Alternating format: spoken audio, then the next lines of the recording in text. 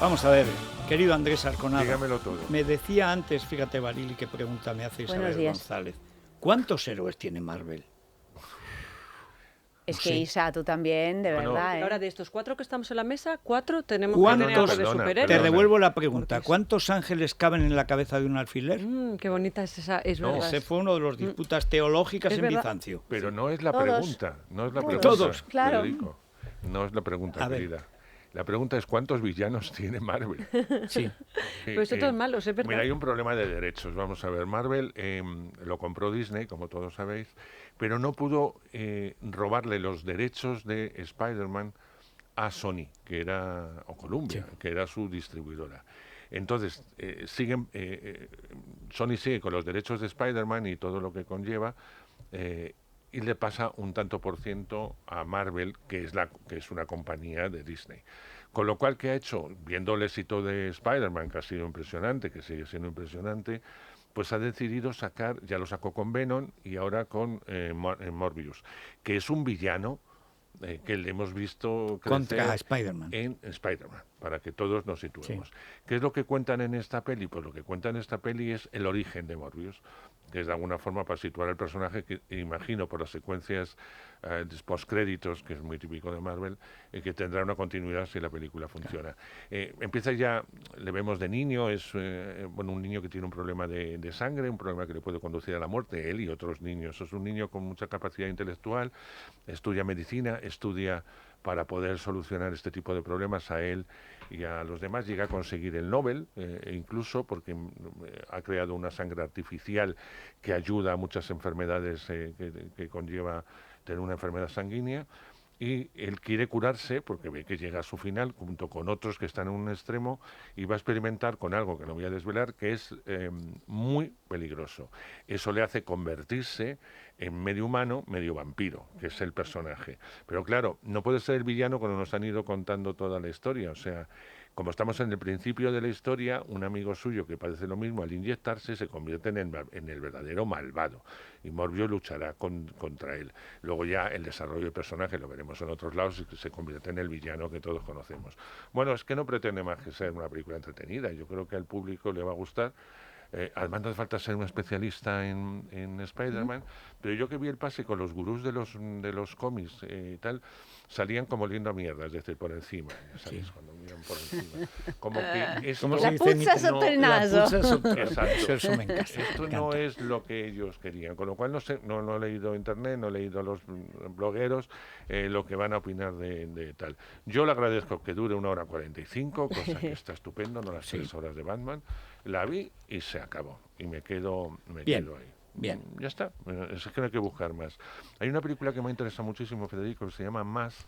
Es una película americana. Desgraciadamente vemos estos chicos, estos alumnos de institutos que matan a profesores, alumnos con armas, y hacen lo que hacen. Es algo, sobre todo ocurre en muchos sitios, pero fundamentalmente en Estados Unidos. Entonces la película lo que plantea es un encuentro entre los padres del chaval asesino y los padres de una de las víctimas. Ese enfrentamiento, porque no deja de ser un enfrentamiento, es realmente tremendo, porque tú estás viendo, por ambas partes hay dolor, por ambas partes se les han destruido la vida, porque los padres no tienen por qué tener la culpa de tener un hijo así, o sí, claro, porque no han observado, porque no tal. Eso por un lado. Y por otro lado, el poder asimilar que has perdido un hijo sin ningún sentido. Más que no tiene marcha atrás, ya eso no tiene arreglo. Nos ha matado. Es una película dura, porque es muy dura, pero me gusta mucho el enfrentamiento. Podría haber sido un documental con gente real. Sí. Imagino, además, que muchas cosas de las que suceden ahí vienen de testimonios.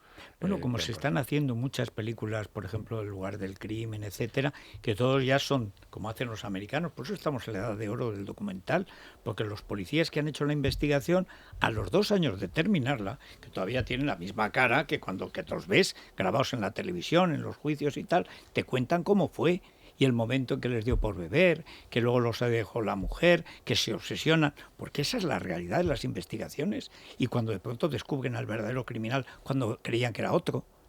O sea, eso pasa, y ahí hay muchos y cada vez más. Y lo que no han seguido es aquella serie que a mí me encantaba, que se hacía en varios países europeos, uno de ellos España, que son interrogatorios de gente Criminal, criminal. Oye, era excelente y no he visto que haya seguido. No. Sobre todo la inglesa era Fantástica. absolutamente extraordinaria. Muy dura, ¿eh? Pero tenía, pero tenía digamos que estaba contenido. Era duro porque son historias muy duras. Y además, pero esa cosa del malo, el psicópata que disfruta viendo sufrir al otro y al mismo tiempo, en el fondo, esperando el castigo.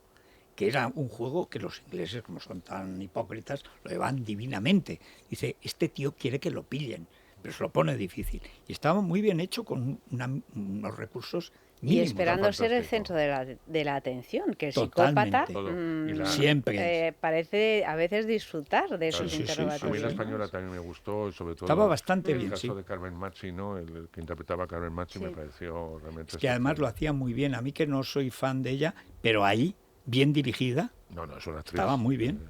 Bueno, finalizo con una comedia para poner una sonrisa al fin de semana, Canallas. Canallas es el segundo largometraje de Daniel Guzmán, que con la primera tuvo un éxito tremendo porque reflejaba de alguna forma su adolescencia, y de nuevo vuelve a reflejar parte de su vida. En Málaga, que se preestrenó allí, iba fuera de concurso, pero la gente la aplaudió a rabiar, se reía mucho, y yo me río ante estos tres desarrapados, por decirlo de alguna forma, que se han criado en barrios periféricos de Madrid, ¿no? En este caso son Orcasitas, pero puede ser Orcasitas, puede ser Vallecas, lo que te dé la gana, que es algo real. Entonces vemos cómo estos tres personajes ya de joven prometía. Cuando ya son adultos, se reencuentran después de 20 años, dos de ellos se supone que han tenido contacto, los que interpretan Daniel Guzmán y Luis Tosar, y el tercero, que está basado en su propio yo, que no son actores profesionales, es totalmente delirante. Pero es que es delirante si la entrevistas. O sea, dices, pero este hombre se te puede crear una historia, él se cree todo lo que cuenta. Entonces, por ejemplo, ya en la película, él va de gran empresario, que tiene negocios en los Emiratos de Dubái, que ha hecho una inversión de 20 millones de euros en no sé dónde. Él se monta sus historias y sigue viviendo con su madre, ya con 40 años, en un piso de Vallecas. Es decir, que bueno, pero él se cree toda esa historia. Es más, ha hipotecado la casa de la madre, con lo cual a la madre le van a poner en la calle y la madre no lo quiere consentir, él tampoco, va a pedir ayuda a sus amigos, y entre estos tres locos lo que van a hacer es intentar hacer una estafa a un banco y a unos, pues sobre todo a unos coleccionistas de cosas raras, para sacar el dinero, primero para ellos, porque no tienen para vivir mucho, y luego para recuperar el piso de la madre. A partir de aquí, evidentemente, imaginaros en los líos que se van a meter de estos que no tienen ni idea de con quién se están manejando. Un poco Airbag, ¿no? Sí, pero bueno, de ese tipo de locura. Bien escrita, bien interpretada y muy divertida. No pretende más que eso, y yo creo que Daniel Guzmán, una vez más, lo hace. Sabe dirigir muy bien, es muy buen actor, y además le gusta mucho la comedia, y cuando te gusta la comedia lo reflejas. Oye, por cierto, el avance, el tráiler de la película, lo sé porque me lo atizan en el solitario de Windows. Es buenísimo. Está muy bien. Hay una vez que se dan 4 bofetadas. ¡Pa, pa, pa, pa! Bueno, es que la anterior película de Daniel Guzmán, que Mono, no me acuerdo. en el castillo. No, eso es Gustavo Salmerón. No, es verdad, me estoy equivocando. Daniel Guzmán cogió a su abuela y la convirtió en la protagonista de su primera película. La abuela, que fue a los Goya. No puedo explicar lo que era la abuela, la genialidad de la abuela. Luego lo hizo Gustavo Salmerón con su madre. Es verdad. Pero bueno. Pero el otro era un documental esto, ¿no? Claro, la primera película de Daniel era la una primera vez que he genialidad. visto a Luis Tosar, que me ha dado una sonrisa en lugar de una mueca de reprobación, con la peluca. Luis Tosar, no te lo imaginas con peluca. Dice, anda, si parece un camionero falso. O sea. Que era un rodaje tan raro, o sea, que yo no he parado de reír durante todo el rodaje, pero además era como si te hubieras tomado LSD, porque claro, empezabas a rodar y de pronto aparecía mi alter ego, porque como existe ese personaje, aparecía su alter ego, el real, que interpreta a su vez al mismo personaje, a la madre que es la propia madre del protagonista. Dice, era estar metido en un sitio que no me ha pasado en la vida como actor, ¿no? Porque era verlo en persona. Es buenísimo el y la trailer. realidad. supera 100 veces la ficción. O sea, veo cómo son Muy esos bien. personajes. Bueno, pues ¿no? a Pues muy Canallas bien. se titula. Bueno, Divecol. Forte para el Divecol, colesterol. 2 pastillitas, medio vasito de agua, a dormir, te deja las arterias niqueladas. Perfecto. Hacemos pausa y vamos al teatro y a una exposición. Es La mañana de Federico. Es radio. Bueno, vamos a ver, Encarna, háblanos, decía antes, de una película de gente que vive su propia novela. Pues anda que Claramunt. Bueno, Luis Claramunt, que nació en Barcelona en el 51 y murió en Zarauz en el 2000, fue un pintor en el que se basó Juan Marsé para hacer el amante bilingüe, y que luego lo convirtió Vicente Aranda en una película. Bueno, pues ahora se presenta la mayor retrospectiva que se ha hecho de él, se llama Luis Claramunt, Naufragios y tormentas, en la Fundación Vilacasas de Barcelona. Es un personaje que, bueno, aquí se puede ver que fue un gran pintor con unas constantes y sobre todo un pintor nómada, pero que en su época de Barcelona, y eso te sonará bastante, en los años 70, él, proviniendo de una familia burguesa, su madre pianista, se traslada a la Plaza Real, donde estaba Nazario, La Ocaña, etcétera, y luego empieza a estar con el mundo del flamenco, sobre todo, el perro, el gato, guitarristas, el mundo de las peleas de gallos. Los que iban al Levante, que ahí empieza María Jiménez en esos años. Bueno, es tremendo. A mí me habló de él Kiko Rivas, que en paz descanse. Claro, es que también Kiko, gran gitanón de Grazalema. Bueno, sí, gitano falso, pero bueno. Exacto, también Sí. con su chaqueta, lo que tú decías, tú Sí. guardar las formas. Claramunt pasó a vivir una vida muy radical dentro de ese concepto de nómada, pero empezó a exponer ya en los años 70 en Daualset, etcétera, y siempre con o paisajes o retratos, por ejemplo, los que decía, o de tabernas, de la propia Plaza Real, del puerto, siempre buscando un poco ese lado portuario, canalla de Barcelona. Son muy bonitos los retratos mutuos que se hace con Miquel Barceló, él hace retratos de Barceló y Barceló de él. Después, en el año 85, se marcha de Barcelona, se va a Sevilla, pasa a la Galería Juana de Aizpuru, allí con sus los alemanes, con Kippenberger, de todos ellos ha escrito mucho Kiko Rivas y Kevin Power, que eran los dos valedores. Los 80 en Sevilla son de gran efervescencia, de un cierto neoexpresionismo, y allí empieza a pintar lo mismo, pues paisajes del sitio, también las barcazas, y sobre todo viaja a Marruecos, donde tiene unas estancias muy largas. En esa época vivía con la artista Teresa Lanceta, que ahora tiene bastante éxito, y luego pues pasaría a vivir a partir del año 89, cuando se traslada a Madrid, con Lola Díaz, que fue compañera tuya en Cambio. Hombre, me acuerdo perfectamente, sí señor, no brillantísima Lola Díaz.